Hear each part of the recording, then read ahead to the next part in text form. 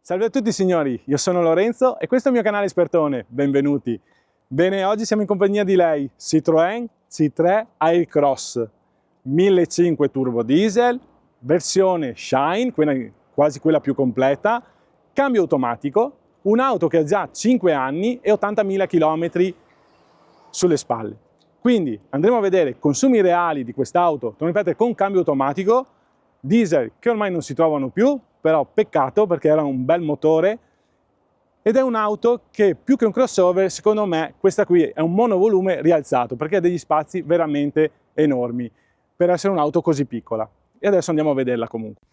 Prima però voglio ringraziare la concessionaria Car Theater Centro Veicoli Usati di Porto Motori. Come vedete qui potete trovare una vasta scelta di autovetture multimarca, autovetture commerciali, autovetture anche a chilometri zero, quindi abbiamo di tutto.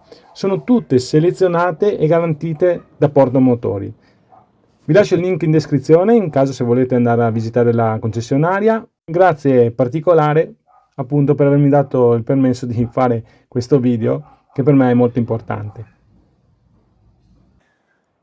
E torniamo alla nostra auto. Bene, allora come vedete in questo colore grigio e poi abbiamo il tetto a contrasto nero, specchietti sempre in tinta e questo bel marchio qui della Citroën che continua anche nei fari. Partiamo dal frontale, come vedete abbiamo un faro completamente alogeno, quindi niente LED, tutti i fari alogeni per quanto riguarda sia la lampadina degli indicatori di direzione, sia i fari abbaglianti, anabbaglianti, eccetera, sono tutti con lampadine alogene, solo le posizioni sono a LED. Sensori di parcheggio sia frontali che posteriori e questo è il suo frontale. Elegante ma allo stesso tempo sportivo, perché comunque abbiamo una bella altezza da terra, abbiamo un'auto che con queste belle prese d'aria e se ci spostiamo così, secondo me non è più un crossover, ma bensì un monovolume. Guardate, molto alto e spazioso. Anche la fiancata carina, con questa barre sul tetto qui, che vedete, nero lucido, anche il tetto sempre nero lucido, in contrasto con il grigio. Cerchi in lega, in questo caso abbiamo cerchi da 17, ruote 215, 50, raggio 17, freni a disco anche dietro, quindi non solo davanti ma anche dietro, e vista posteriormente è così. Poi andremo a scoprire il bagagliaio, anzi andiamo a scoprirlo subito. Retrocamera per la retromarcia, sempre qui per aprirlo. Ecco qui il nostro bagagliaio, come vedete ha alcuni trucchetti perché anche questo qui abbiamo un doppio fondo per aprire la nostra, ecco qua, qui abbiamo un alto spazio di circa 10 cm che possiamo, e in più i sedili sono scorrevoli, quindi abbiamo ancora più spazio per recuperare se non abbiamo nessuno seduto dietro o vogliamo avere più spazio per il bagagliaio, questi sedili scorrono. Qui tutta plastica rigida, non è rifinito in moquette, qui invece sì, e più abbiamo anche il bracciolo centrale che possiamo rovesciare per far passare, magari se abbiamo degli sci, eccetera. Provo a salire dietro, così vi faccio vedere lo spazio interno. Eccoci qua. Salgo dietro e guardate. Sedile impostato sulla mia altezza e nonostante tutto ho spazio, tranquillamente, sia nei piedi che per le gambe. Chiudo la porta, tendina parasole, quindi anche i bambini sono felici. Chiudo qua e così non mi arriva il sole. Oltre ad avere i vetri oscurati privacy, abbiamo anche la tendina parasole. Spazio ce n'è e il trucco è questo, che io posso fare avanzare o indietreggiare il mio sedile, in modo che se ho bisogno nel bagagliaio di avere più spazio, posso farlo avanzare. In più qua, eccoci qua, vedete? Posso farlo. Per rovesciare i sedili, molto semplice, tiro questo sedile. Questo, secondo me, è più un monovolume. Guardate, tac, è già fatto. Piano, spazio in abbondanza. È veramente pensata molto molto bene quest'auto per quanto riguarda lo spazio e l'organizzazione di tutto il resto. Molto comoda e anche come spazio di altezza ne abbiamo tranquillamente. E adesso andiamo a vedere la plancia e il frontale. Visto dalla seduta dietro, l'auto si presenta così, frontalmente. Quindi abbiamo tutte le nostre, il nostro volante, multifunzione, vedete qui, un bel display centrale, le bocchette dell'aria stilizzate, come abbiamo nel frontale questa. Quello che voglio farvi notare è che nonostante i 5 anni e gli 80.000 km, internamente è ancora ben messa. Non ci sono segni di usura o di graffi, eccetera. Molto molto bene.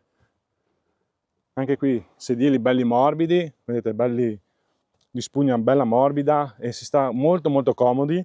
Anche le sospensioni sono veramente eccezionali. Abbiamo il bracciolo qui frontale, luci della plafoniera qui col tasto SOS, maniglie per tutti gli occupanti tranne per il guidatore. Di qua vedete la tendina parasole che ci aiuta per i bambini che magari soffrono il caldo. E qui abbiamo la plafoniera posteriore che a me sinceramente messa qua così non è che piace tantissimo, perché se fosse centrale, perché qui quando ci sediamo, eccoci qua, io sono seduto qua, mi faccio ombra da solo. Se fosse qua la luce illuminerebbe anche dove siamo. Però ognuno sceglie il suo stile. Terza cintura, qui abbiamo, per far passare appunto, se abbiamo degli oggetti lunghi da far passare, possiamo abbassare questo qui. Torno a ripetere, è più una monovolume che un crossover, perché è studiato nei minimi particolari e in tutte le sue funzioni per guadagnare spazio. Bene, andiamo a sederci al posto del guidatore, così vediamo un po' come è fatta. Eccoci qua, davanti al nostro cruscotto, conta giri e conta chilometri, tutto analogico, con un piccolo quadretto dove ci mettono i nostri dati, e andiamo a vedere subito i consumi. Allora, mettiamo in moto, torno a ripetere, un turbo diesel, quindi il rumore del diesel si sente a freddo, ed eccoci qua. Guardate i consumi reali, 18,8 km con 1 litro di carburante, dopo 79.000 km. Molto molto valido secondo me. Torno a ripetere, è un cambio automatico. Eccoci qua, vi faccio vedere tutti gli interni come sono rifiniti. Comunque qua tessuto, plastica rigida, molto croccantina, maniglia pratica da prendere, portaoggetti ovunque, ci sono veramente portaoggetti e spazio ovunque.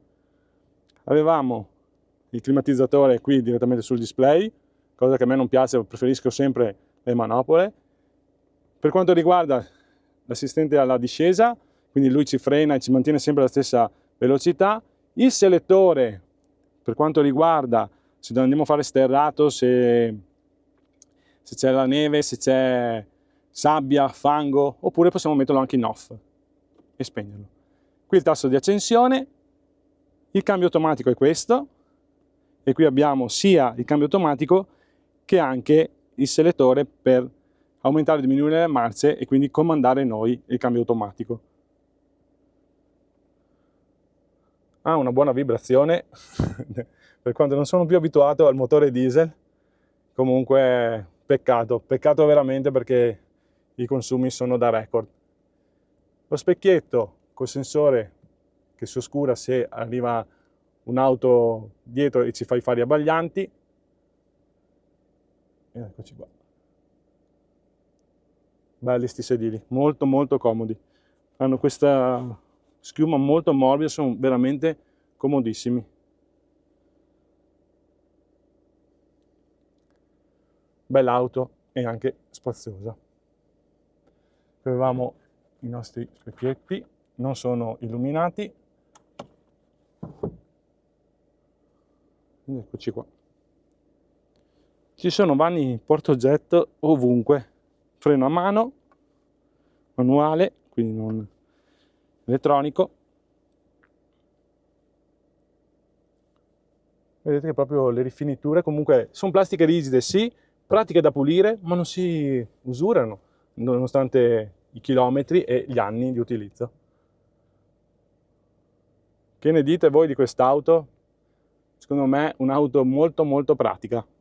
Signori, siamo arrivati alla conclusione di quest'auto, un'auto molto interessante, peccato per la fine dei nostri turbo diesel, magari chissà che ritornino grazie al biodiesel, non lo so, non dico niente perché purtroppo non sono io a decidere, ma le prestazioni che avevano i diesel, la coppia bassa, era veramente bello guidarli. Bene, se il video vi è piaciuto mettete un bel like, iscrivetevi al canale che è gratuito, torno a ripetere, basta premere il tasto sotto lì con scritto iscriviti e attivate il tasto delle notifiche. Grazie a tutti e arrivederci.